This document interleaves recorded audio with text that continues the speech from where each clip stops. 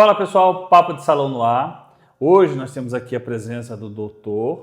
José Moritz, urologista, para abrir o Novembro Azul, a importância e a conscientização do Novembro Azul, dessa vez para os homens.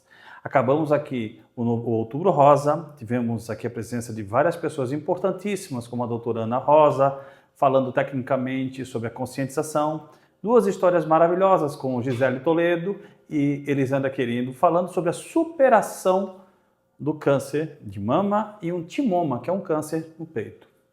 Mas antes de começarmos essa conversa maravilhosa com o Dr. José Moritz, não esqueçam, inscreva-se no nosso canal, compartilhe essa entrevista maravilhosa, curtam a nossa página, acione o sininho ali, para receber notificações, porque a nossa página está crescendo cada vez mais e graças a vocês. Tá? Doutor José, boa noite. Tudo bem com o senhor? Boa noite, Carlos. Tudo bem? Obrigado aí pelo convite. Vamos abrir o Novembro Azul com a sua parte técnica, a importância do tratamento, a importância da conscientização? Vamos nessa. Mas vamos cortar seu cabelo primeiro, né? Fica à vontade, vamos começar. Vamos fazer então um risquinho, um desenho, algo do tipo, um raio. Coloque seu óculos aqui em cima, vamos cortar esse cabelo, que o papo do salão é isso, cortando o cabelo e conversando. Primeiramente, quero saber quem é o Dr. José Moritz. Bom, Carlos, eu sou médico urologista, já sou médico agora há 17 anos, sou nascido aqui em Florianópolis. Manezinho. E fiz minha faculdade aqui. Torcedor do Avaí ou do Figueirense? Torcedor do Avaí. E então trabalho como urologista já há 10 anos. E dentro da urologia eu me dedico a praticamente todas as áreas de atuação. E uma delas, que é bastante importante, é o tema da nossa conversa, que é o câncer de próstata. Por que a escolha ser médico urologista? Por que chegou nessa escolha? Escolher ser médico foi um pouco tarde. Assim, eu quando criança, até contei recente para a ortodontista que cuida do dente dos meus filhos, que eu quando criança pensava em ser dentista. Sim. Mas já no segundo grau, já me decidi pela medicina e a urologia para mim foi algo que foi bem simples assim. Sim. Meu pai é urologista, agora não atende mais, mas eu sempre vi aqueles livros em casa. Como é que é o nome do seu pai? Meu pai é Rogério Moritz. Rogério Moritz. E esse aí, sobrenome Moritz, ele tem o nome de um jogador do Avaí. que é meu irmão. O teu irmão então jogando no Avaí. Me falaram isso hoje. Pergunta para ele se ele não é irmão do jogador do Avaí. Isso, o André é meu irmão mais novo. O André Moritz. Isso. E aí, eu vi aqueles livros em casa com fotos de rim, com esquemas de trato urinário. Sim. E aquilo sempre foi muito familiar, assim. Eu sempre gostei de estar por perto daqueles livros na biblioteca em casa. Sim. Então, quando foi depois para dentro da faculdade escolher especialidade, foi algo natural, assim. Eu não cheguei nem a cogitar nenhuma outra área ou especialidade para fazer. Como é que o senhor vê hoje o índice de aumento ou de conscientização em relação a esse tipo de câncer? Então, assim, os números do câncer de próstata, eles são um pouco alarmantes, né? Por que é importante falar da doença? Porque em torno de 70 mil novos casos são diagnosticados todos os anos no Brasil. 70 mil novos 70 casos. mil novos por ano, né? É o câncer mais frequente no homem e ele é o segundo que mais mata. Então, o impacto dele é muito grande. Em relação a homem e mulher? Ou em relação a homem, né? A homem. E esses óbitos aí no Brasil, eles são estimados em torno de 15 a 17 mil mortes por câncer de próstata ao ano. Tá? Se a gente for fazer um paralelo aí, isso é praticamente em torno de 45 mortes por câncer de próstata por dia. Nossa. Então é algo que é bastante relevante esse assunto, porque geralmente a morte ela não acontece naquele homem que frequenta médico, que faz seus exames. Geralmente esse caso que vai a óbito, o caso ruim, né, aquele caso triste, Uhum. é o paciente em que às vezes ele deixa de ir, deixa de fazer seus exames e às vezes faz um diagnóstico na fase mais tardia. Uhum. Por isso que entra a campanha, né? A campanha ela é justamente para com que se estimule pessoas a buscar atendimento, a realizarem seus exames Uhum. e, com isso, diagnosticar a doença em fases mais iniciais, que é a fase ideal para tratar com chance altíssima de cura. Doutor, existe sempre uma redundância do público masculino em procurar um urologista, né? Por causa da tradição, dessas falácias, a questão, né? Existem dois métodos, né? O de sangue e o de toque, né? Qual seria, então, esses exames de rotina que devem ser feitos, né? Para monitorar essa prática e com que frequência deve ser feito? A partir de que idade, né? Então, vou começar de trás para frente. Vamos lá. Então, a recomendação é que a partir dos 50 anos de idade, Aham. se faça todos os anos o exame de sangue, que é a dosagem do PSA, Uhum. que é uma proteína que tem no sangue produzida pela próstata e também pelo câncer de próstata, por isso que ele serve para a detecção do câncer de próstata. E esse exame do PSA ele é complementado na consulta com análise com um toque retal. O toque retal, ele é feito no consultório, é coisa que leva em torno de 4, 5 segundos para ser feito. É uma avaliação rápida, que é indolor, e que complementa o exame de PSA para contribuir na tomada de decisão, definir qual paciente precisa de algum passo a mais na investigação por um suspeita de tumor, ou qual paciente vai seguir a sua rotina normal de fazer o exame anualmente. Só que essa idade, Carlos, de 50 anos, ela é para a população geral, a população que não tem risco aumentado, tá? Então, quem é que tem risco aumentado de ter câncer de próstata? As pessoas de cor de pele preta, elas devem iniciar o seu rastreamento a partir dos 45 anos de idade, por terem um risco aumentado. Por quê? Isso por uma questão de etnias. E também as pessoas que têm a história familiar. Então, um parente na família, esse parente de primeiro grau, seja ele um irmão mais velho ou um pai, esse risco fica aumentado em torno de 7 vezes. Olha. Então, essas pessoas que têm parentes com câncer de próstata devem também começar aos 45 anos o seu rastreamento. Ou, se o seu familiar teve o câncer de próstata muito cedo, com 52, 53 anos, já a partir dos 40 anos de idade, essas pessoas devem fazer esse rastreamento anualmente. 45 anos de idade. 45, por fator de risco. Por que você fala 40 anos, então? A partir dos 40 anos você já deve fazer o PSA ou o toque, por quê? Isso, alguns anos atrás, se trouxe essa idade para mais cedo para todo mundo. Mas se viu e se demonstrou através de estudos que a idade recomendada ela voltou para os 50 anos de idade e 45 para quem tem fator de risco. Então, a depender dessa idade da informação, por alguns anos se propagou de que deveria ser mais cedo. Mas, atualmente, em 2024, a recomendação é que a partir dos 50 anos inicie esse rastreamento ou 45 para quem tem fator de risco. Esse fator de risco, doutor, ele é somente para quem dentro da família teve essa predisposição em relação ao câncer de próstata ou teve outros tipos de câncer na família? A principal ligação de história familiar é o câncer de próstata. Porém, por componentes genéticos, pessoas com histórico forte para câncer de mama podem apresentar uma alteração genética. Qual era a posição que o teu irmão jogava? Meia esquerda. Meia esquerda. Meia esquerda. Ele fazia gol rápido? Ele teve gols que ele fez logo numa cobrança de meio campo, assim. Então, mais rápido que isso... Só o corte de cabelo do Carlos. Isso. Olha aqui, ó. Mas... era um batedor de falta, era um jogador de passe longo, assim. Jogador bom, jogador bom. Eu não sou havaiano, mas eu sei que ele era um jogador bom. Isso. Um bom jogador.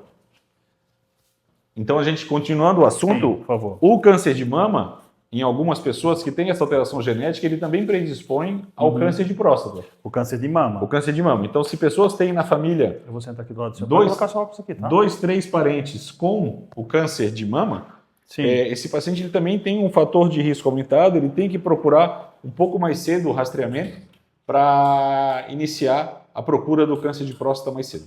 No câncer de mama. Câncer de Eu mama friso nas novamente mulheres. essa pergunta. Quando se tem, no caso, outros tipos de câncer, como o de pâncreas, por exemplo, ou de pulmão, Tumores de pâncreas, pulmão, colo retal, intestino, estômago, eles não têm correlação direta entre o desenvolvimento do câncer de mama. Então são doenças que são distintas.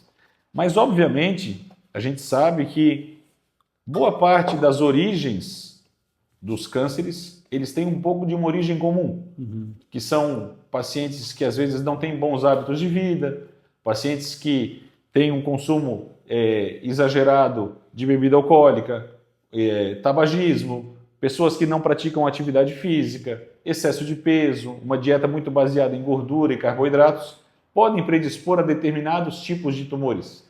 Então, quando a gente fala em prevenção, no câncer de próstata, do que a gente está falando, ele não é bem a prevenção de não ter, ele é a prevenção de detectar precocemente. No termo médico, isso é chamado de prevenção secundária. A prevenção primária, que é ter bons hábitos, praticar atividade física, controle de peso, isso é o antes do desenvolvimento da doença.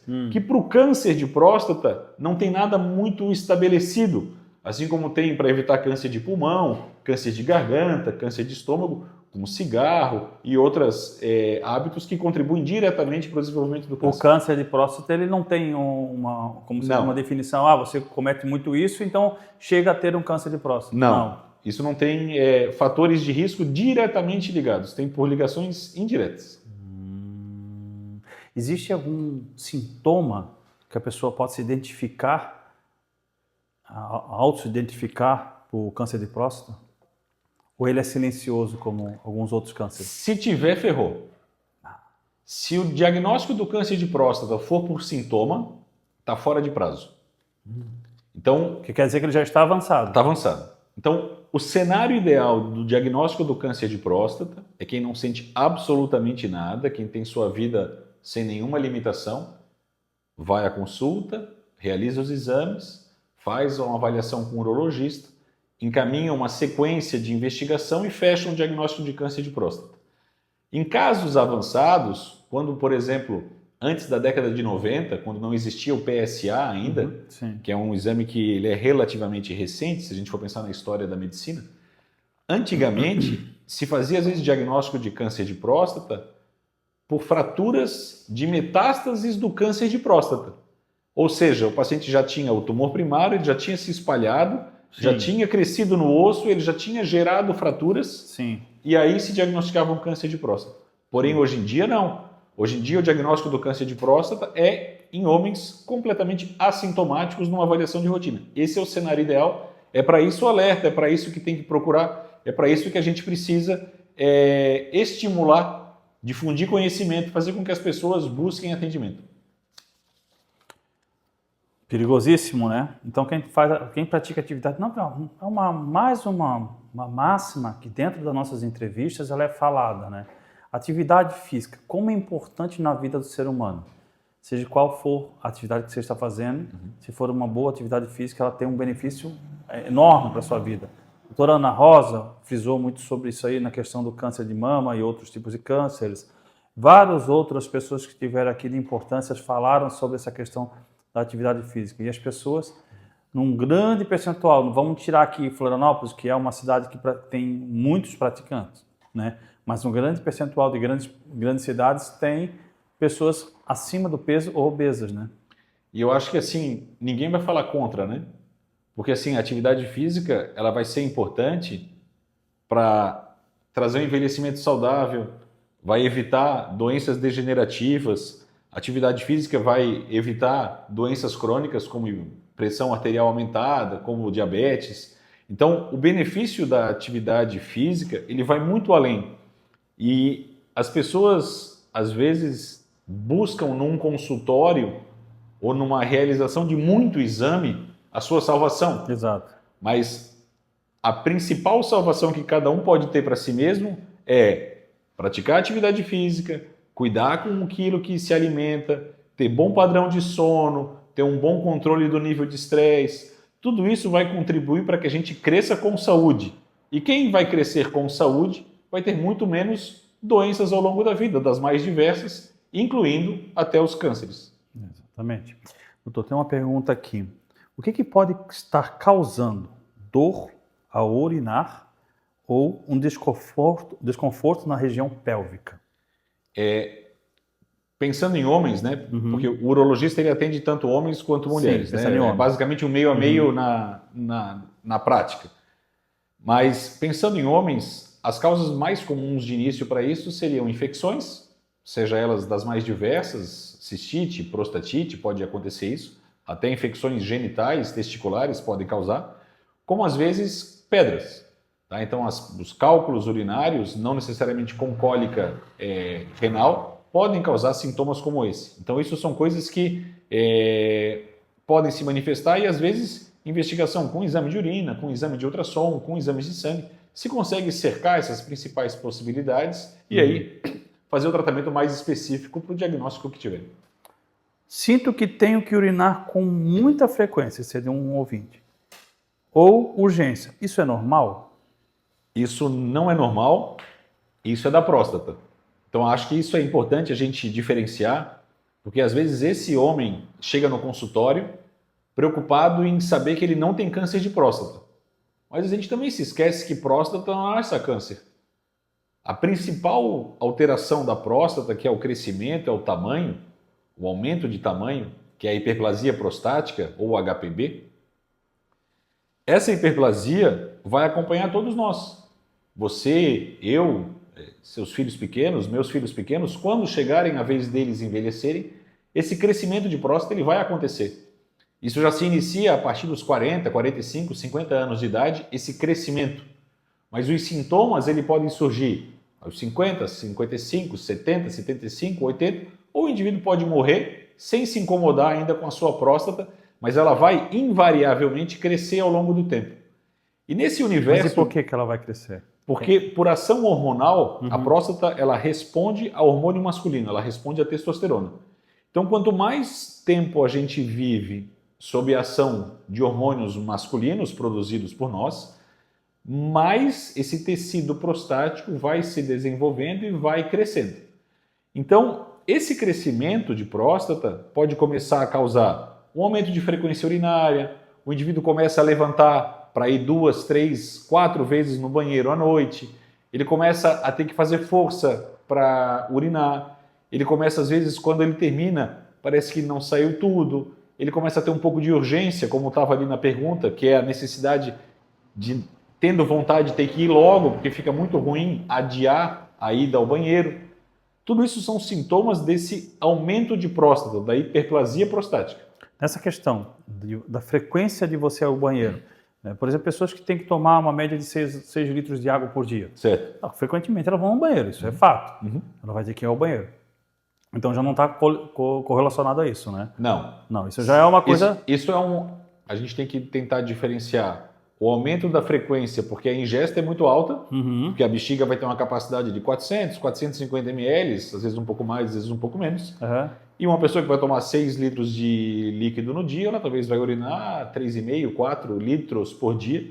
Isso vai dar umas 10 idas ao banheiro. Sim, com certeza. Né? Então, outras pessoas que vão urinar 1,2 litro, 1,5 litro, talvez vão precisar de 4 idas ao banheiro para cumprir a sua cota diária de produção urinária. Dentro das academias existe também o uso do hormônio sintético, da testosterona. Como você falou que ela é uma crescente por causa da testosterona, esse hormônio sintético que é utilizado ao longo dos anos, tipo ou uma reposição hormonal, um TRT, ou um uso para crescimento, o que ele traz de prejuízo para a próstata? Ou não?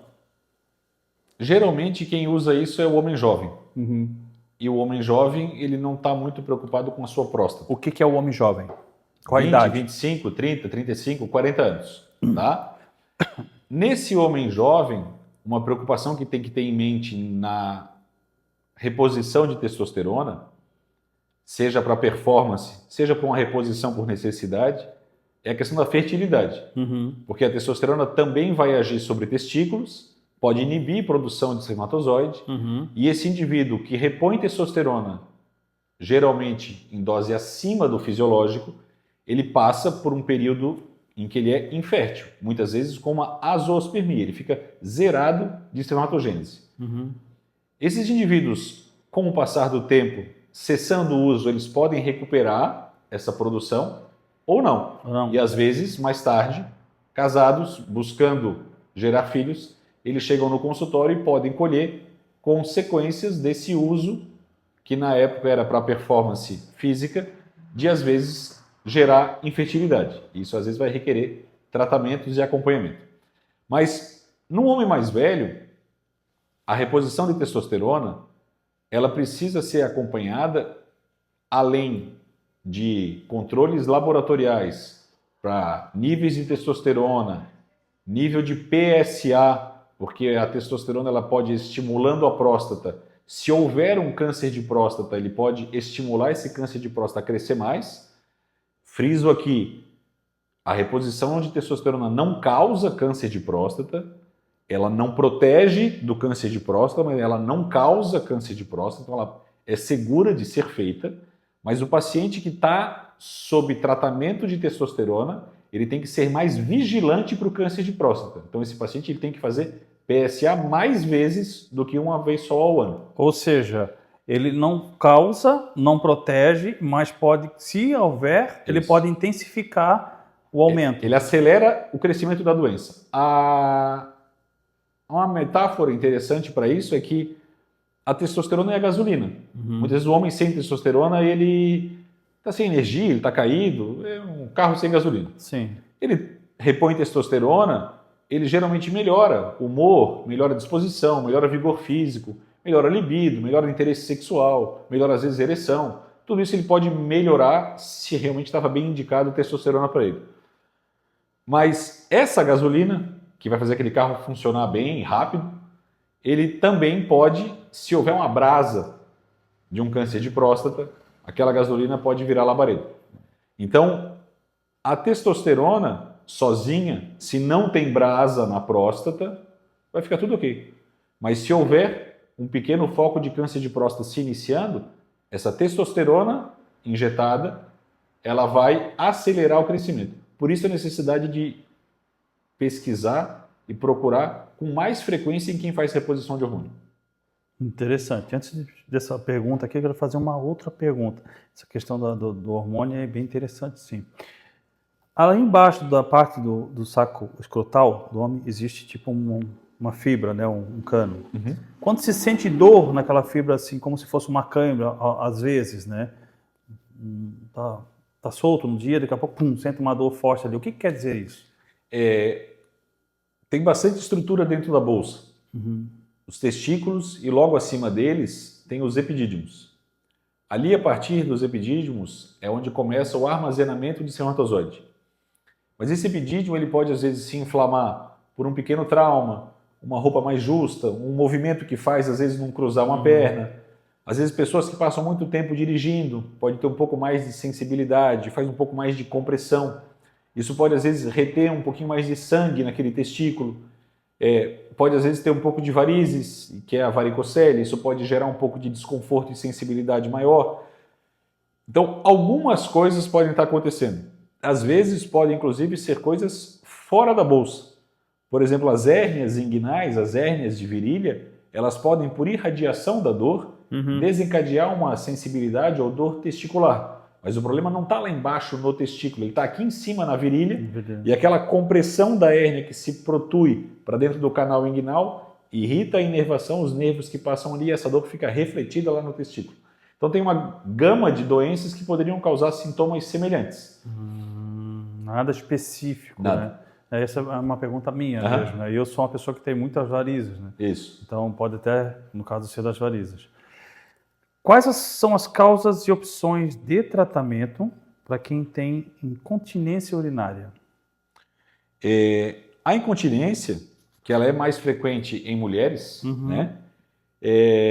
Ela precisa sempre ser diferenciada entre dois grandes grupos da incontinência.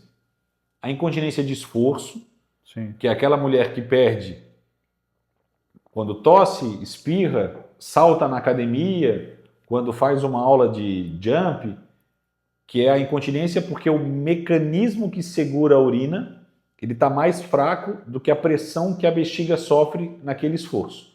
Por ter mais pressão na bexiga do que o mecanismo, o esfíncter, consegue gerar, escapa a urina. Incontinência de esforço. A outra incontinência é a incontinência por uma hiperatividade.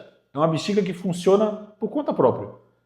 Faz com que a mulher tenha que ir correndo para banheiro. Ela, às vezes, se ela não chegar no banheiro, vaza xixi antes.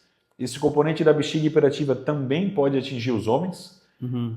E os tratamentos, eles são completamente distintos. Por quê? Porque a bexiga hiperativa ela é tratada com medicamentos e a incontinência urinária de esforço ela é tratada com fisioterapia ou com cirurgia para correção da incontinência. Alguns pacientes têm os dois, que é a incontinência mista, tem um pouco de cada. E aí, às vezes, a gente inicia primeiro por medicamentos para tirar a hiperatividade e, às vezes, no que sobra, decide pelo tratamento ou não da incontinência de esforço. Então, primeiro precisa, numa avaliação clínica, diferenciar uma da outra, exames complementares como estudo urodinâmico ajudam a documentar isso, e aí se escolhe por onde começa o tratamento, que pode ir desde medicamentos para um determinado tipo, a cirurgias para outro tipo de incontinência. Muito bem. Quero voltar um pouquinho na questão da produção de hormônio, mas voltada para a questão da vasectomia. Uhum. A vasectomia, ela tem um prazo que você possa haver a reversão, mas se puder haver a reversão, existe um prazo para que isso aconteça? O prazo ideal para um paciente que fez vasectomia decidir reverter e operar novamente, o ideal é dentro de até 7 anos. A cirurgia, ela sendo feita com 1 ano ou com 15 anos, ela é a mesma. Uhum. O que muda é a capacidade que esse testículo tem de produzir ainda esse espermatozoide depois desses 4, 7, 12, 15 anos obstruído pela vasectomia anterior. Porque esse testículo ele vai se deteriorando na produção de espermatozoide. Ele vai gerando anticorpos contra ele mesmo. E aí, às vezes, a cirurgia é feita, dá certo, mas naquele sêmen que é eliminado, o espermatozoide é de muito má qualidade. Ou seja, a cirurgia pode até ter dado certo, mas aquele homem continua infértil, porque ele ficou tempo demais obstruído. Então, teoricamente... Existe uma medição para isso? Antes pode ser feito punção testicular, colher material para saber como está a produção. Ui. Mas geralmente esses procedimentos são feitos sedados, em clínicas especializadas em infertilidade. Que ótimo. Mas... Dado não tem como isso. Dos outros deve ser tranquilo, né, Carlos? Nossa senhora. Só imaginar isso aí. Bom, pior que uma bolada, né? E a reversão, ela é algo 100% garantido ou não? Ou depende muito do caso de cada pessoa? Ou idade da pessoa? Não, vai depender, assim, basicamente de como foi feita a primeira vasectomia. Uhum. Se foi uma vasectomia bem feita, vai estar tudo ordenado para fazer uma reconstrução. O que é uma bem feita? É a maior parte, Uhum. tá? Às vezes tem vasectomias que são feitas, talvez em condições, não são as que eu costumo trabalhar, mas em condições inóspitas, em pequenos hospitais, com o paciente às vezes mal sedado ou mal anestesiado, e a cirurgia a gente entende que isso pode se tornar bastante difícil. Às vezes num caso assim, em que a destruição está maior, a reconstrução também vai ser difícil. Então a reversão de vasectomia às vezes dura em torno de 1h20, mas já tem cirurgias de ter durado 2 horas, 2h20, 2h30, pela dificuldade às vezes de fazer uma boa reconstrução. Não. Então a cirurgia ela tem um êxito de recanalizar, porque o objetivo da cirurgia é aproximar os dois lados e fazer com que passe espermatozoides novamente. Então a cirurgia tem um êxito que é na faixa dos 70% a 80%. Mas a fertilidade pós-cirurgia vai depender da qualidade do paciente. E isso é um pouco que é imprevisível, por isso essa recomendação de fazer num prazo mais curto pós-vasectomia. Essa qualidade ela pode estar associada a uma boa alimentação, uma boa prática de esporte, uma boa qualidade de vida? Essa sempre está. O indivíduo com bons hábitos, ele tem melhor fertilidade do que o indivíduo sedentário, tabagista, obeso, com doenças crônicas. Esse paciente tem mais risco de infertilidade do que o Que tem o saudável, né? Uhum. E, obviamente, no pós-vasectomia isso também vai ajudar. Existem também casos de pessoas que fizeram vasectomia e acabaram tendo filhos. Né? Verdadeiras tragédias, né? Isso são coisas que são comuns. Uhum.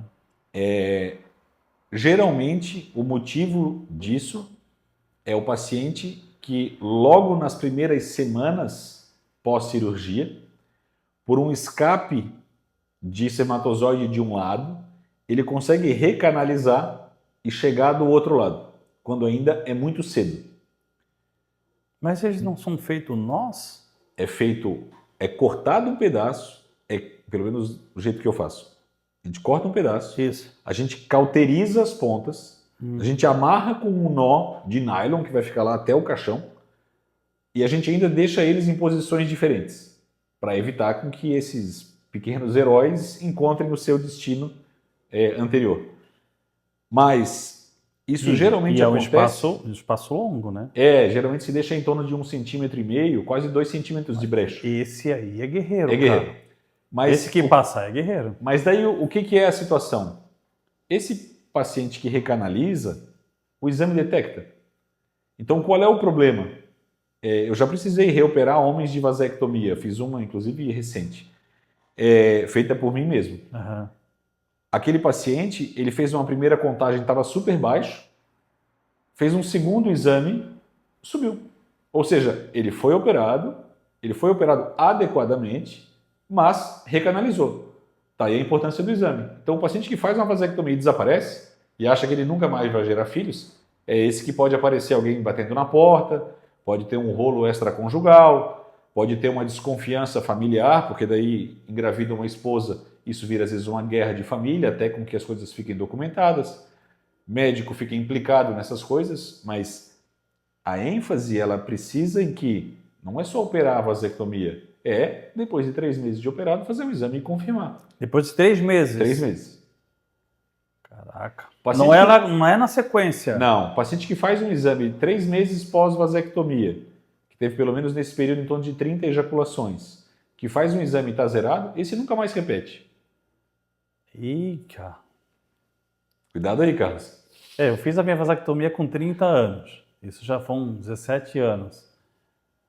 Né? Não que eu estou querendo ter filho. Né? Se vinha milagre de Deus. E foi nessas condições que o doutor falou. Foi num hospital pequeno, né, no interior daqui de Santa Catarina. E eu senti um pouco de desconforto, uma dorzinha depois. Né? Só que eu apaguei, eu não vi mais nada. Eu vi o início da cirurgia. Da preparação, assim. Eu acho que, inclusive, era um... Como é que... Esqueci, perdi o nome agora. Era um residente que estava iniciando. Né? E o médico chegou na sequência. Eu lembro do médico falar assim, o que você está fazendo? Isso eu lembro. Aí ele falou, eu já iniciei aqui. Ele falou, não. Aí quando eu falei, pum, apaguei. Não lembro mais nada. E eu fiz depois o espermograma. Se ficou zerado, tá o primeiro espermograma deu. Né? Tinha ainda. O segundo ficou zerado, mas não foi 3 meses depois. Mas se teve 2 exames consecutivos que zerou, isso não tem problema. Não foi os 2 zerados, mas teve os 2. O primeiro estava baixo e o segundo zerou. Existe a possibilidade de um herói passar por ali? Acho que não, né? Não. Nesse tempo todo depois, essa recanalização tardia, isso praticamente não existe. É extremamente... Mas se eu quisesse voltar e fazer? Eu sou praticante de esporte, tenho uma boa alimentação diária, não sou tabagista, né? Bebo mais bem socialmente. Eu teria possibilidade, se eu quisesse, aos 47 anos voltar? Que loucura é essa? Claro que não, mas é uma pergunta aleatória. A possibilidade sempre existe. Como eu falei, a cirurgia ela é a mesma da reconstrução da vasectomia, né? Porém, num caso como o teu, de praticamente 17 anos, né? 17 Ele falou anos, de isso. vasectomia. Às vezes convém antes fazer uma análise seminal, colher a amostra lá do epidídimo, ver se está tendo produção, para daí sim. Aquela E a punção. gente? Isso. Aquela que a gente falou que doeu só de Só de ouvir. só de imaginar dói. Então já tem que dar uma anestesia umas 2 horas antes para não ir já imaginando, porque pode vai Não, que mas acorda. não é assim tão... Não. Rapaz, eu vou É muito menos do que a própria vasectomia. Nossa, eu vou no dentista só de sentir aquela agulha aqui no dente, eu já tremo todo, imagina isso. Nossa senhora. Já pensasse? Próstata desse tamanho aqui? Não pensasse. Né? Só de pensar dói, né? Já é louco. Né? Vamos para a saúde sexual, vamos lá. Então a gente pode ter então aí a possibilidade, né? Mas não vamos ter não. Como eu posso melhorar minha saúde sexual e prevenir problemas de disfunção erétil? Então, assim... Uma boa pergunta, porque tem bastante medicamento hoje na praça, né? Tem. É que a turma, às vezes, opta pelo caminho mais fácil, né? Por isso que eu acho que a tua pergunta é bem pertinente. Porque a pergunta vem do antes, né? Como eu posso ser melhor? E a gente vai voltar naquela mesma situação que previne doenças crônicas, que previne câncer, que é uma boa atividade física, controle de peso, o controle de outras doenças, o uso do mínimo de medicamentos, porque pacientes, às vezes, com diabetes, vai ter o diabético que precisa de uma dose de remédio no dia e vai ter diabético que precisa de 4 classes de medicação tomando 3 vezes no dia. Então, controlar as doenças, ter bons hábitos, controlar peso, ter uma boa alimentação, isso é o que a gente pode e deve fazer para ter uma boa saúde sexual. Tá? Daí, às vezes, vão ter suplementos que podem ser usados, vão ter fitoterápicos que podem ser usados para quem precisar, vão ter medicações que vão ser indicadas, seja medicamento para ereção, seja, às vezes, uma reposição hormonal. Então, isso é muito individualizado. Assim, os pacientes, às vezes, eles querem algo muito pronto e muito rápido, assim, né? Todo ser humano isso. Quer de imediato, né? Para tudo. Para tudo isso. Quer de imediato. E aí, especificamente para o homem, na parte sexual, aí não é à toa que, se a gente for pensar de todas as doenças possíveis, a única que tem clínica fazendo propaganda na televisão, outdoor na cidade, que tem anúncio em intervalo de jornal, é sempre para a saúde sexual, né? Problemas de ereção, ejaculação precoce, esse tipo de coisa. Porque daí é nisso que a pessoa às vezes busca, porque ele quer algo pronto. Ele quer algo que resolva na hora, ele quer algo que sirva para todo mundo. Se ele tiver algo que ele nem precisa ir no médico, melhor ainda. Daí ele vai pela dica de um amigo, ele vai pela dica do taxista, ele vai pela dica de um vizinho, e aí às vezes esses tratamentos eles se difundem e acaba às vezes pessoas chegando, usando determinados tratamentos sem nunca nem ter ido a um consultório ou passar por uma avaliação para saber qual seria a causa, que outra alternativa que teria de tratamento, porque quer direto a medicação pronta, quer direto o remédio para ereção, quer direto uma performance, como se todo mundo tivesse que ter performances homéricas, né? E aí é nisso que busca e se esquece da atividade física, da alimentação, do controle do peso, do controle das outras doenças, e aí parte muito para o tratamento direto do problema.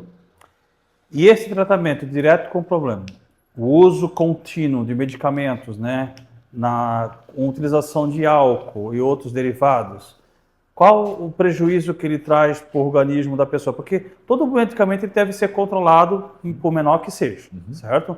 Hoje nós temos aqui o famoso Tadalafila, que antigamente era a baguinha azul, antes era, como é que é?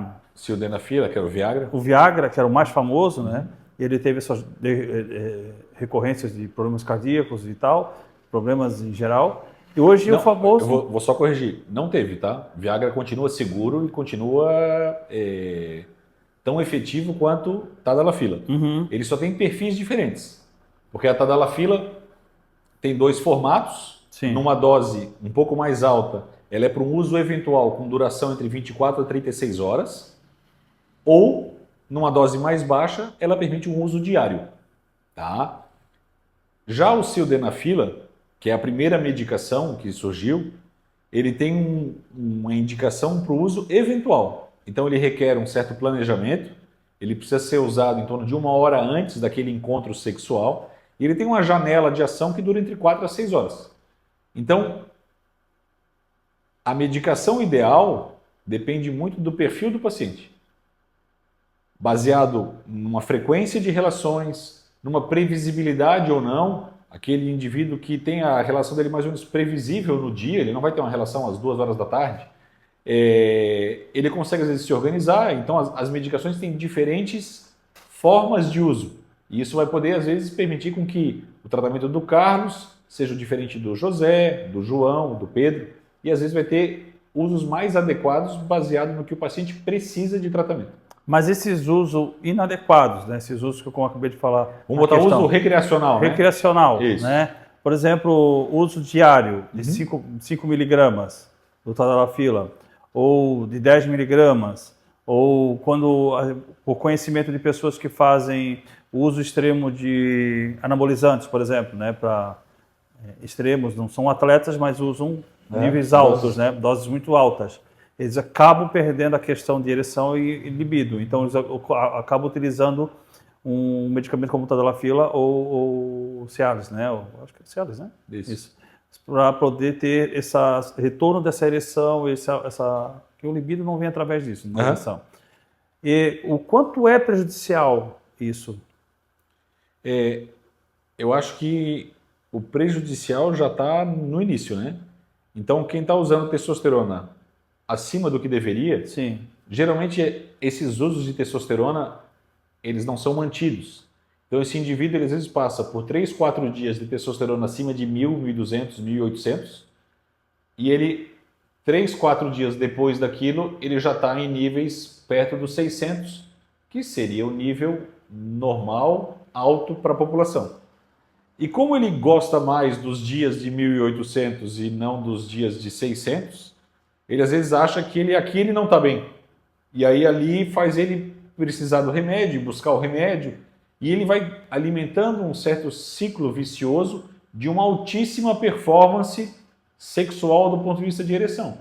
Então, o principal problema já está aí, por essa perpetuação de uma necessidade sempre de uma altíssima performance. Ele tem que ter sempre uma ereção a 130%, senão ele não está satisfeito. Se tiver a 100%, para ele já não está bom. Sim.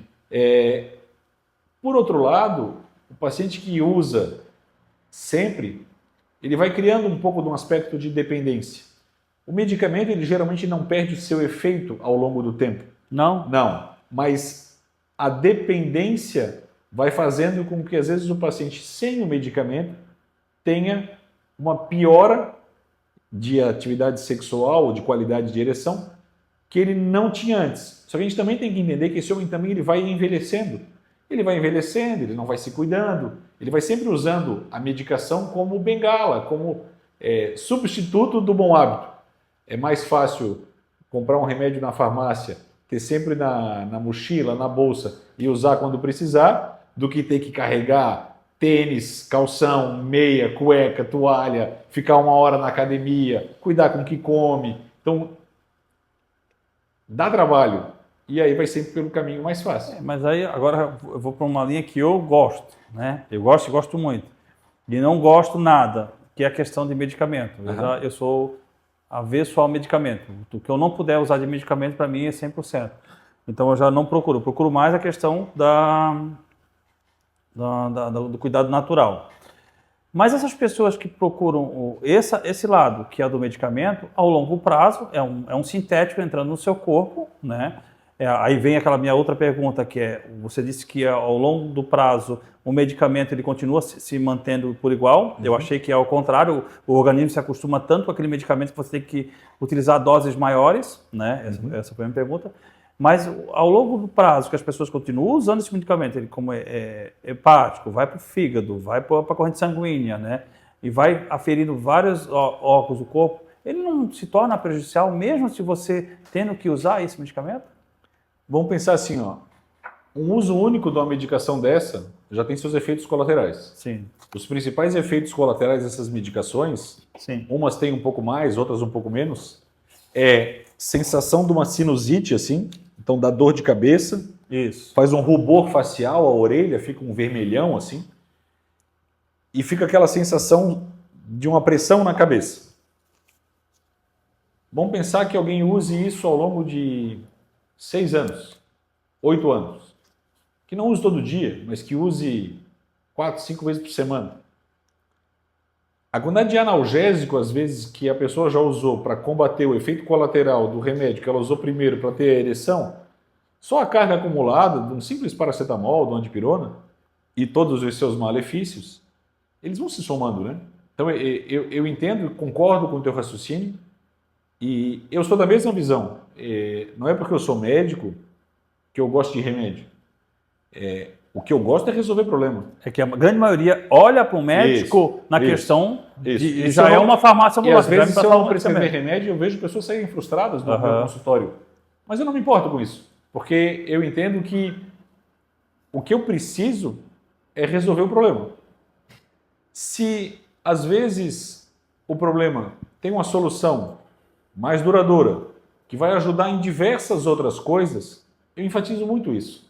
Então, eu invisto uma parte do meu tempo de consulta e muitas vezes tem paciente que fala: pô, doutor, mas eu vim só pela minha próstata e nós estamos falando aqui de alimentação. Mas por quê? Porque aquilo ali não é só para a próstata, mas vai melhorar diversos aspectos da vida daquele homem que está ali na minha frente. Porque uma coisa que a gente tem que entender, e aí tem a ver com a campanha do Novembro Azul, é que às vezes o homem não tem médico. E às vezes o único cara que ele aceita ir é neurologista. Então ele às vezes é mais arredio aí em outras especialidades.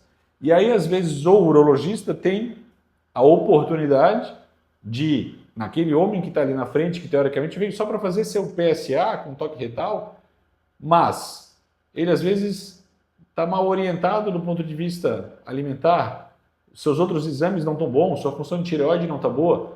Eu não trato disfunção de tireoide, eu não trato dislipidemia, mas eu alerto aquele paciente, eu dou um caminho, eu indico, inicia isso, procura um endocrinologista, vá buscar exames complementares, vá atrás disso ali, vá atrás do cardiologista. Por quê? Porque ali, às vezes, a consulta urológica, que acaba sendo martelada, é a porta de entrada do paciente. E se a gente perder a oportunidade de enxergar que talvez um homem é só próstata, é só pênis, é só testículo, a gente às vezes perde a oportunidade de diversas outras doenças serem prevenidas e tratadas. Coração, tireoide, diabetes, são coisas que a gente precisa alertar. Além disso, rastreamento para câncer de intestino, então exame de colonoscopia, tudo isso são coisas que essas oportunidades elas existem muito dentro do consultório. Chega o paciente que muitas vezes chega organizadinho, tem paciente que tem na pastinha, ele tem os exames que ele fez do gastro, a colonoscopia a cada 5 anos, ele tem os exames do cardiologista, ele tem os exames do urologista. Tem cara que é regrado, mas tem muito cara bagunçado, né? Que às vezes ele chega, ele vem porque ele não sabe nem porque ele veio, porque a mulher marcou a consulta, ele chega, ele às vezes não sabe nem o que o urologista faz, e a consulta vai desenrolando daquele ponto ali, e às vezes passa por diversos outros aspectos, às vezes até não urológicos da consulta. Mas esse é o habitual de uma pessoa que não, desculpa a palavra, não gosta muito de frequentar um médico. Então ele não tem muito interesse em estar ali, que é necessário estar. Né? Para isso que nós estamos gravando esse hoje, estamos aqui falando com o doutor sobre a questão de é necessário você procurar, mesmo que você não goste. Né? Uma coisa que foi levantado por que o homem não vai para o médico. Tá? Então o homem costuma não ir para o médico por diversos aspectos, não em ordem, né? Mas, primeiro, ele tem medo de achar problema. Segundo, ele tem um pouco da sensação de que é super-homem. Ele é super-homem. Comigo não. Com o Carlos pode até ser, mas comigo não. O espaço, às vezes, é um espaço que ele se constrange, principalmente, às vezes, numa consulta urológica, por as piadas infames que circulam desde que eu era criança, né? Às vezes, o horário é ruim.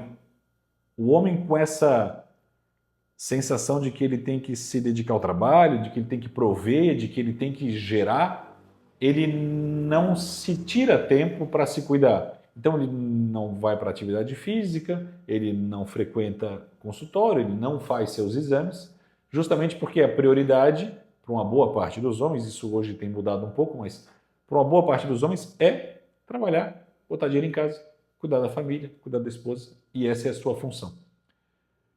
Então, em razão de tudo isso, ele acaba frequentando pouco. E aí nas idas, às vezes, ele frequenta e se cuida, que eu acho que esse é o ideal. Não acho que frequentar médico é virtude, eu acho que a gente frequentar muito médico e fazer muito exame, isso não protege ninguém. A gente se protege no dia a dia se cuidando, né?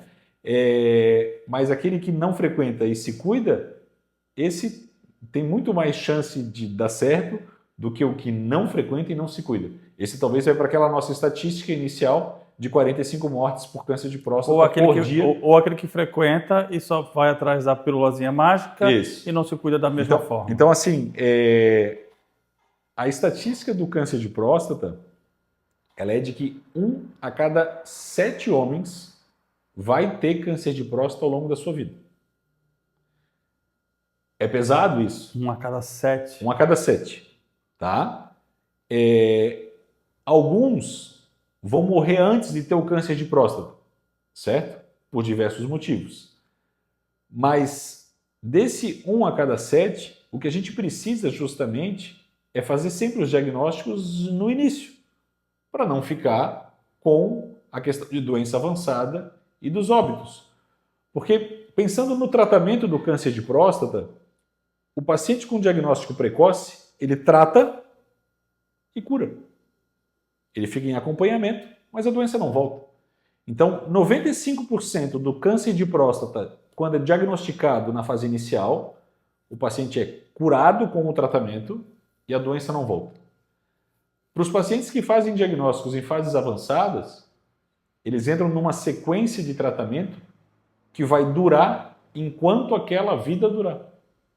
Então ele vai usar medicamentos para sempre, para bloquear ação hormonal, para frear desenvolvimento de tumor, para usar quimioterápico, tratamentos com radioterapia. Então, a doença avançada, ela é um custo altíssimo e sem fim. Então a gente tem que sempre buscar o diagnóstico do câncer de próstata da doença inicial. Porque o paciente da doença inicial, ele vai tratar e vai ficar com o seu problema resolvido. Caraca, cara. Eu já vi, claro, conheci pessoas que levaram alguns anos com câncer de próstata tratando e até questões dos médicos dizer que não tinha muito tempo e acabou ultrapassando esse tempo, mas foi um trabalho enorme, né? Meu padrinho faleceu do câncer de próstata também, nessa questão. Mas eu fiz uma pergunta para o doutor lá no começo e eu não obtive essa resposta, né? O doutor enfatizou na questão de o bom era não sentir, né? Que estaria avançado. Certo. Mas quais são os sintomas quando você já está sentindo? O câncer de a pessoa já tomar um cuidado. Puta, estou sentindo algo diferente. O que é? O câncer de próstata, ele pode causar, quando ele é volumoso a ponto disso, sangue ao urinar. Ao urinar? Sangue ao urinar. Ele pode gerar dor ou ardência ao urinar. Tá? Ele pode, eventualmente, ter uma saída de sangue pela uretra espontaneamente. Tá? E, principalmente, as condições, às vezes, das metástases, com dor óssea e tudo. Mas, entre um câncer de próstata existir e existirem metástases, isso às vezes leva em torno de 6, 8, quase 10 anos para acontecer. Entre um câncer de próstata iniciar e matar um paciente, isso leva em média de 11 a 13 anos. Então a janela de oportunidade do câncer de próstata é muito grande. Então, a procura do câncer de próstata com os exames é para justamente diagnosticar nesse início. Ele não é uma doença galopante, fatal, que mata em meses e que se a gente não achar agora vai morrer. O câncer de próstata não. Por isso que assim, ele tem um exame no sangue que ajuda na detecção que nenhum outro câncer tem. Tá? ele é uma doença de crescimento lento, o que permite uma janela de oportunidade de tratamento muito grande.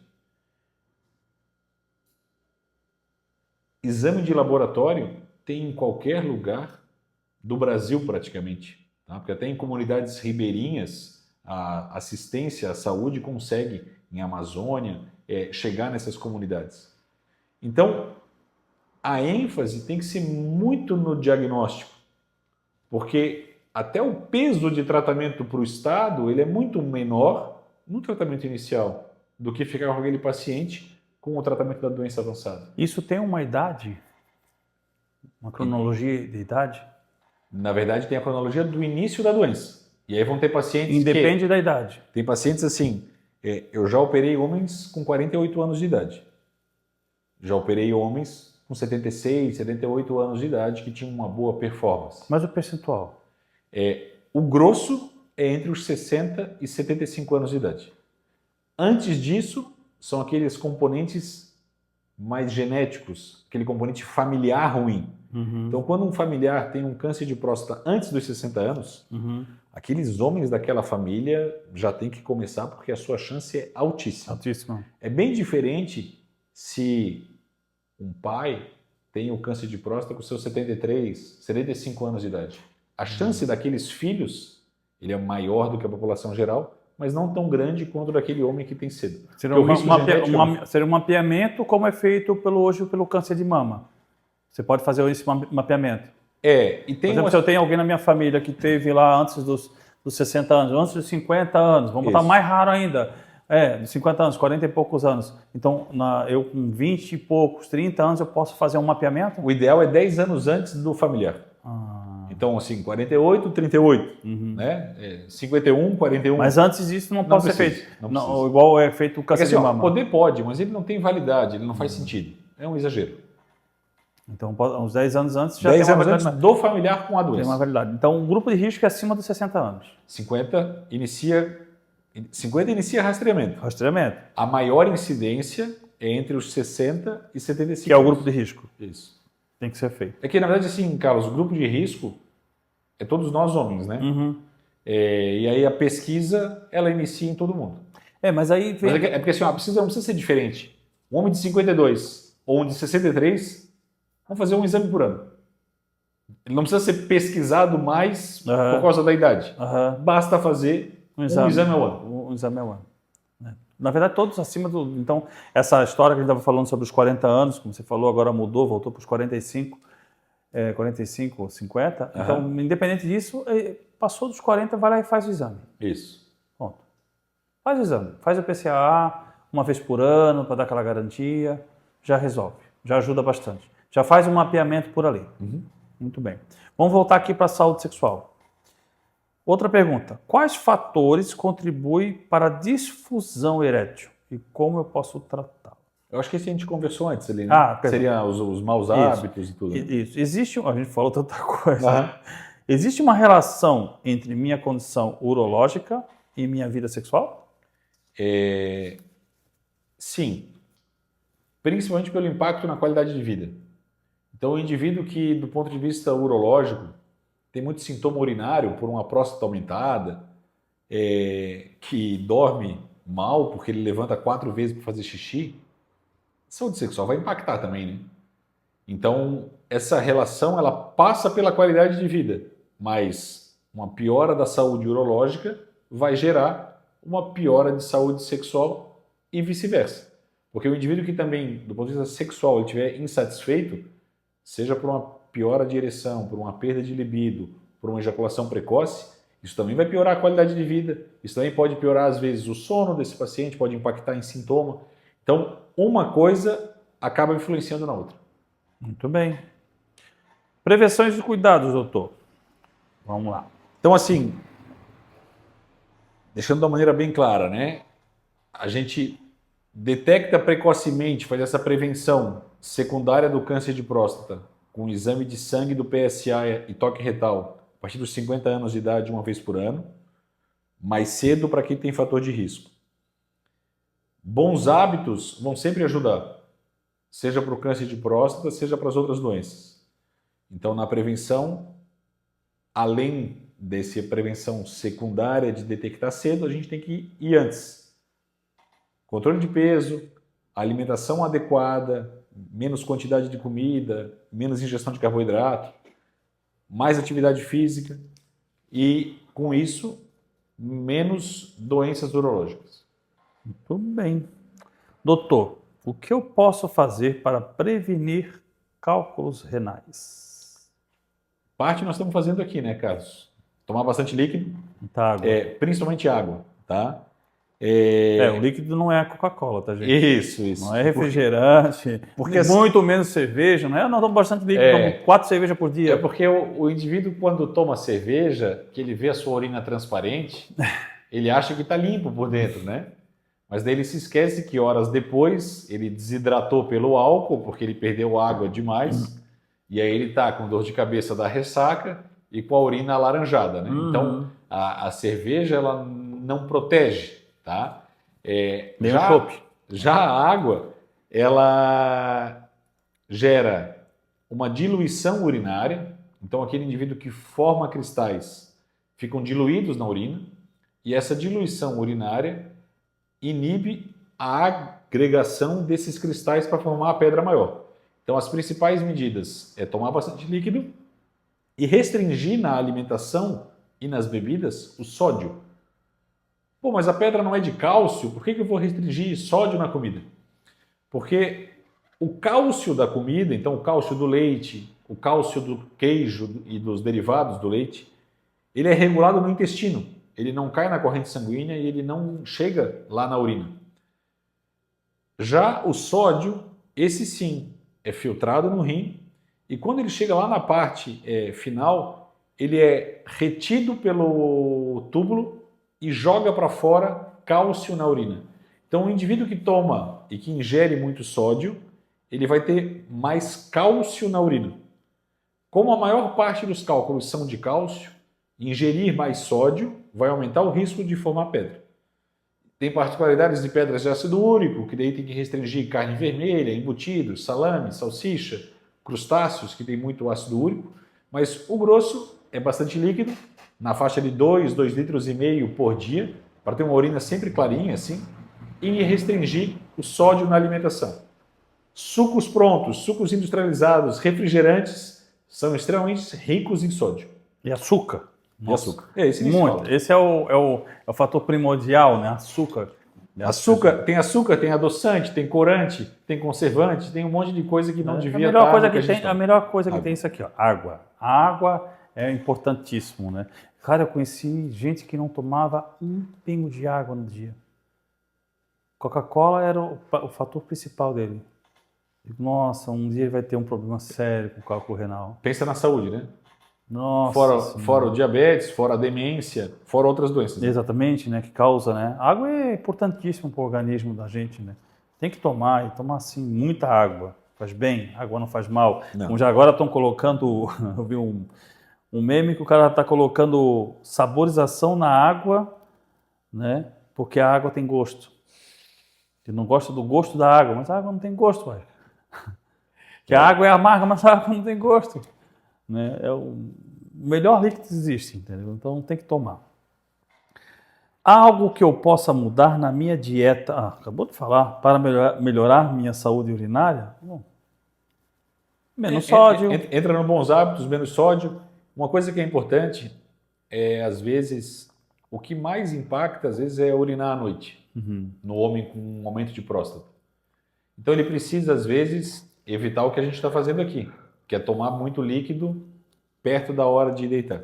Então, para esses pacientes, eles precisam restringir líquido a partir das 5, 6 horas da tarde, evitar tomar café à noite, evitar tomar chá, chimarrão à noite, porque isso vai gerar um volume urinário maior, e como a gente falou, a bexiga só cabe 400, 450 ml. Se produzir mais do que isso, vai fazer com que tenha que ir 1, 2, 3 vezes à noite para vencer aquela produção urinária noturna. Então, para produzir um pouco menos, precisa restringir mais cedo a parada de injeção de líquido, lá por volta de 5, 6 da tarde. Mas isso é prejudicial?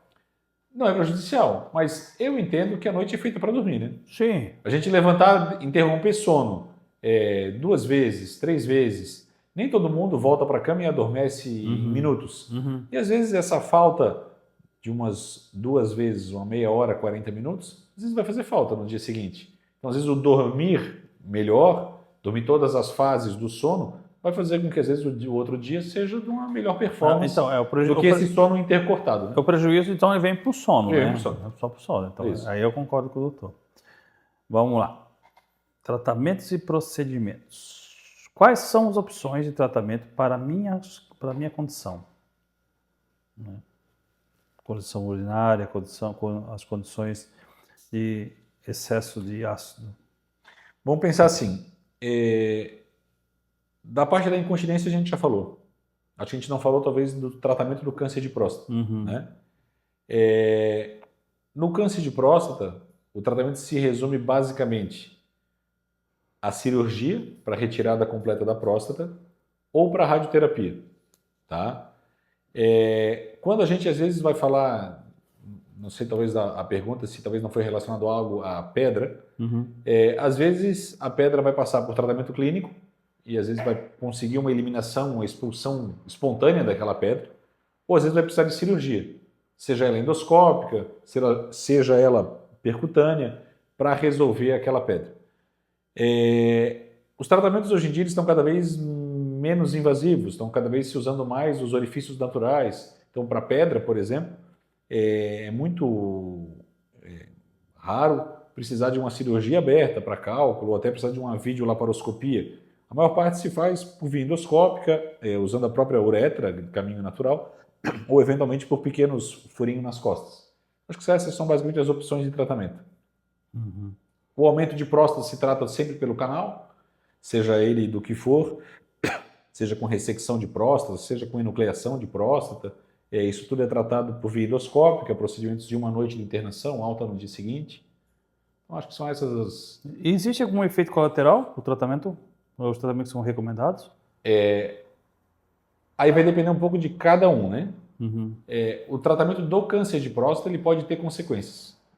A cirurgia ela pode piorar ou fazer perder a potência sexual, então ela pode gerar impotência. Em torno de 40% dos pacientes podem ter piora da função sexual ou perder a função sexual pós-cirurgia. E em torno de 5 a 10% dos pacientes podem ficar com algum escape de urina depois da cirurgia, que é a incontinência urinária. Esses pacientes não tinham isso antes, mas a cirurgia, pela manipulação lá onde fica a próstata, a inervação e a musculatura do esfíncter urinário podem ficar comprometidas e alguns pacientes eles podem ficar com essa incontinência. No começo, uma boa parte dos pacientes tem algum vazamento, mas vai passando as semanas, eles vão recuperando. Ao final de um ano é que chega essa estatística, então de 5 a 10% dos pacientes que ficam com incontinência. E tem tratamento? Para as duas coisas? Para as duas coisas tem. É mais fácil tratar a impotência, porque a impotência tem 3 degraus de tratamento. O paciente passa primeiro por tratamento medicamentoso, os sildenafil, tadalafila, tratamento injetável, com injeção intracavernosa para induzir uma ereção, e tem o recurso de implante de prótese peniana. Tá? Então ele tem mais opções de tratamento para a impotência. Com relação à incontinência pós-cirurgia do câncer de próstata, ou até pós-radioterapia, porque a radioterapia também pode causar esses mesmos efeitos colaterais, para o tratamento tem cirurgia para colocação de esfíncter. Mas são cirurgias em que os casos têm que ser muito bem selecionados. É uma cirurgia que o material é um material extremamente caro, esse dispositivo do esfíncter externo. O paciente precisa estar um tempo sem sinal de doença, para ele ficar apto para poder se submeter a esse tratamento com a colocação do esfíncter. Doutor, quanto tempo demora a recuperação de uma cirurgia ou do procedimento urológico? Isso aí depende também de cada paciente, né? Olha, Carlos, assim, internação hospitalar é quase todo um dia. Procedimentos de pedra vão embora no mesmo dia. O paciente vai embora de pedra, ele vai embora, leva a própria mala.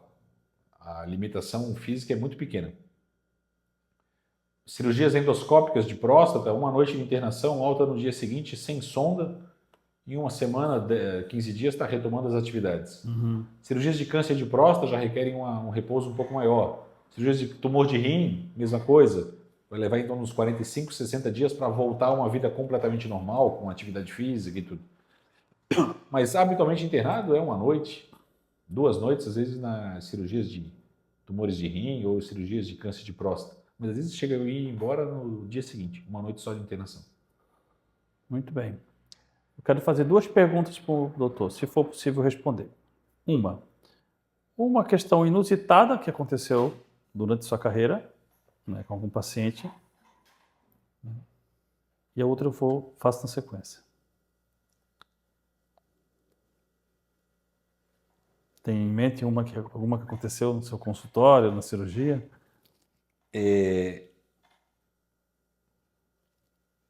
Porque acontecer sempre acontece. Sempre acontece. O consultório ele é muito vasto, assim. Uhum. As histórias do consultório são muito bacanas. Porque a consulta, às vezes, começa de um determinado jeito e...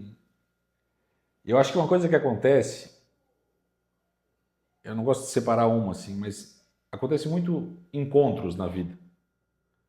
Os caminhos se cruzam. E aí, às vezes, o caminho se cruza por necessidade do paciente, por um assunto extra, por, às vezes, alguém que encaminhou. É muito comum chegar no consultório, eu vim por fulano, e às vezes aquilo conecta por alguma história. Então, o consultório ele tem vários insights no dia, assim, é muito bacana. Eu geralmente chego em casa e às vezes compartilho desses encontros com a minha mulher, assim, e eu conto para ela assim de como as coisas se conectam, né? Ontem teve uma que, pelo sobrenome, eu perguntei se ela era parente, e foi um caso que chegou uma mulher jovem, na época tinha 52 anos, com um tumor de rim super avançado. E ela, na época, operou, mas ela evoluiu meses depois com recidiva, precisou de químio e acabou falecendo. E ontem eu acabei atendendo na emergência alguém com o mesmo sobrenome. E eu perguntei, será que é parente daquela pessoa? E ela disse assim, eu acho que é. Eu acho que é parente do meu pai. Aí ela disse, ela operou, né? Aí eu disse, operou? Daí eu entrei no prontuário. Era o aniversário dela, cara. Naquele dia. Ontem, 28 de outubro, Aniversário da pessoa era que aniversário faleceu. daquela paciente que já faleceu tem quase 5 anos, 6 anos, de uma doença, que passou por tratamento comigo. Estava aquela pessoa lá. Então, as coisas inusitadas, elas são das mais variadas. Às vezes coisas super engraçadas, às vezes coisas super sérias ou coisas que a gente não explica, né? Então, o consultório acontece muito disso, assim. E aí, às vezes, as pessoas contam, eu não ia vir aqui, eu ia para outro lugar, mas eu acabei vindo e deu certo e resolveu, e que feliz que eu estou, eu gostei do atendimento. Então, o consultório tem muito desses encontros. Sai negócio no consultório, né? Às vezes saem necessidades, faz um comentário de uma coisa, um dá uma dica de viagem. Então, o consultório, ele aproxima muito. Trabalhar com gente é bacana, eu imagino que quem senta na cadeira, esses encontros acontecem muito. Foi assim que nasceu o Papo Salão. Isso, então assim, tem muito disso. Então, eu acho isso que tirar uma história assim, talvez é demais, assim, mas então, vamos tem todo dia. Então vamos para a segunda pergunta. Diga-se que todo médico é cientista e não acredita em Deus. Certo. Né? Já vai a pergunta para você. Né? Dentro dessa questão da crença num ser, numa espiritualidade, ou seja, em qualquer religião, a gente não está falando de religião, mas sim na crença, existia um caso que te marcou, dentre esses anos que você está dentro da urologia, que te marcou, que você olhou, isso é coisa de Deus? Muitos. Muitos. E você não consegue explicar? Esse que eu contei ontem Sim. é algo semelhante. Sim. Né? Mas vamos colocar essas intervenções, elas acontecem. Né? Eu sou médico, bastante técnico, mas eu sou muito crente. Eu creio justamente nessas situações, nessas intervenções, nessas oportunidades. Principalmente nas oportunidades para as pessoas. E a gente precisa, às vezes, saber enxergar. Muitas vezes, eu consigo enxergar as oportunidades acontecendo. Eu converso mais, eu termino geralmente o meu consultório rouco todo dia. E assim as coisas vão acontecendo. Mas, ao mesmo tempo, aquelas pessoas, elas vão embora levando um pedacinho meu e fica um pedacinho em mim, né? E aí as coisas boas, elas vão acontecendo. Porque nada melhor do que a gente fazer uma coisa boa e coisas boas vão acontecer. Às vezes chegam pessoas ansiosas, reclamando, com queixa, sofrendo, aquela pessoa está com problema. O saber escutar, o saber ouvir, o saber oportunizar uma fala. Inúmeras vezes eu alcancei lenço para que pessoas chorassem no consultório. Não sou psiquiatra, não faço terapia, mas às vezes determinados questionamentos fazem a pessoa, às vezes, trazem reflexões e coisas e às vezes aquela emoção se manifesta. Eu acho que tudo isso são intervenções, porque se a gente for pensar que tem 40, 50, 60 urologistas na cidade, na clínica que eu trabalho são 7. Às vezes aquela pessoa, ela marcou, não especificamente comigo, ela só marcou uma consulta e o horário que tinha livre era o meu. E às vezes aquela pessoa que entrou ali, ela sai diferente. E eu fico diferente. Às vezes o paciente sai do consultório e eu saio e digo assim, cara, que consulta legal, que coisas bonitas. Por diversas vezes, eu precisei fechar a porta, me emocionar um pouco, respirar e chamar o próximo. Não tem como não crer, passando por experiências como essas que eu passo, né? E aí entra uma situação que eu tenho como lema de vida, que é assim, a coisa boa vai acontecer não só se eu fizer coisas boas, mas ela acontece principalmente se eu for merecedor. Então eu preciso ser digno de que coisas boas aconteçam para mim. Não adianta eu ficar querendo que alcance determinado resultado, que determinada situação se concretize, que determinado objetivo seja alcançado, se eu não for digno daquilo, se eu não estiver lutando por aquilo, se eu não estiver respeitando quem está do lado. Então acho que isso me faz entender de que tem alguma coisa não explicável, chamem do que quiser, construam o templo que quiser, eu não sou de frequentar templos, mas acredito. Que é uma justamente força por isso que eu passo, não diariamente, né? Mas toda semana tem. Muito bem mesmo. Que bom a gente quebrar esse paradigma de que o médico ele é cientista e não acredita numa força maior, né? Porque ela está presente. Né? As pessoas que acreditam ou não, ela está presente. E fica a situação também assim de que o médico é muito seco para lidar com a morte, fica a situação de que o médico não chora, de que o médico não se emociona, como se o médico fosse um robô, né? Essa questão humanizada, né? Um filme que me marcou muito foi Pat Adams, nessa questão, né, do Robin Williams, trazer a humanização para os pacientes. Essa questão humanizada do médico, por um longo período ela foi bloqueada. Né? O que mudou para que o médico se tornasse não tão técnico e mais humanizado, né, com o paciente? Eu acho, na verdade, que isso não se ensina. Sim. Isso se aprende. Isso é da pessoa e principalmente do seu conceito familiar. Eu acho que talvez antigamente tinha mais médicos assim. Hoje, dentro da proporção de médicos, talvez hoje fique mais fácil apontar pessoas e lugares com tratamento humanizado. Mas dentro da proporção de médicos, isso é cada vez menor. Daí entra correria do dia a dia, pressão, às vezes, financeira, remunerações inadequadas, excesso de paciente para atender, e essas coisas vão se perdendo, elas vão escapando pelas mãos. Cabe, às vezes, tentar ser um pouquinho diferente, tentar escutar um pouco mais, prolongar um pouquinho um assunto, fazer um esforço de lembrar tal coisa, para numa próxima consulta o assunto ir dali para frente. Não acho que uma consulta precisa ser demorada. Eu atendo de 15 em 15 minutos e entendo que nesses 15 minutos eles são bem aproveitados, porque parte é a parte técnica, mas que às vezes ela é muito específica e até rápida, e parte vai além.